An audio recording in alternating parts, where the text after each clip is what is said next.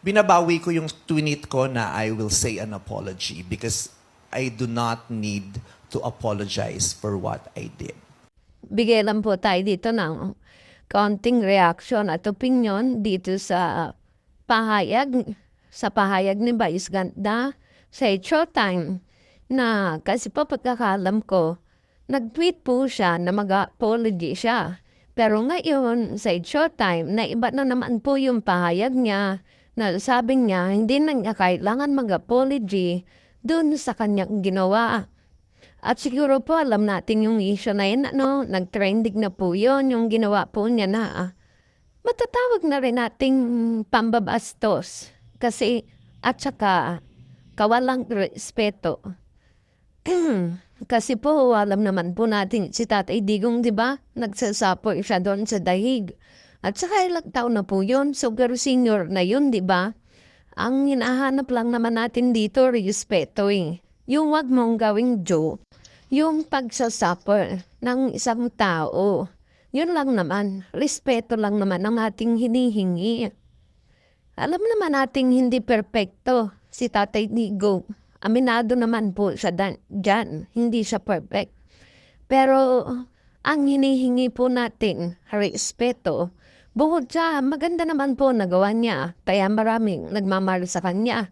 Maganda nagawa niya nung nakaraang administrasyon. Napakadami po ng nakinabang dito.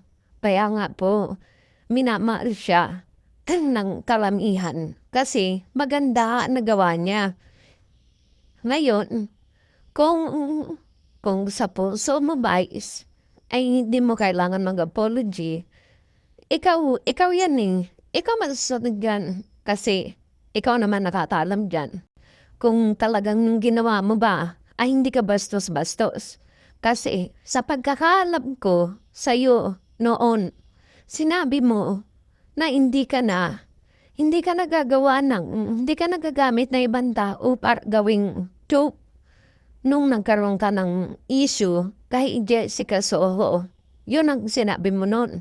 Sabi mo, sarili mo na lang ang gagawin mong katatawanan. Tandang-tanda ko talaga yon. Pero ngayon, bukod kay Tatay Digong, marami ka rin namang ginawa. Marami kang katatawanan ang ginawa. Oo nga't nakakatawa, pero may kurot sa puso, Vice. Lalo na pagdating kay Tatay Digong, asi super senior na siya.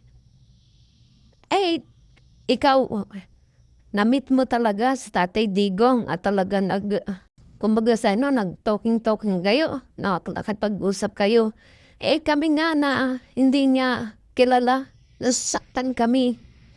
Kasi yung edad niya kasi, nakakaawa. Yun lang yung yun yung pinakamahalaga. Yung, mong, super siyang bagsak na sa joke mo. Parang lalo mo pang ibinagsak. Parang sinipa mo. Nilapirot-lapirot mo pa. Inapakapakan mo pa. Yung ganon. Yung ba naman pagtawanan ng ibang tao? Ang sakit nun. Ang sakit nun. Kahit kaninong magulang, kung sa magulang ko, ay grabe siguro ang sakit, ang stress nararamdaman ko. Kasi ayoko na pinagtatawanan ang magulang ko. Ayan, naiyak ko.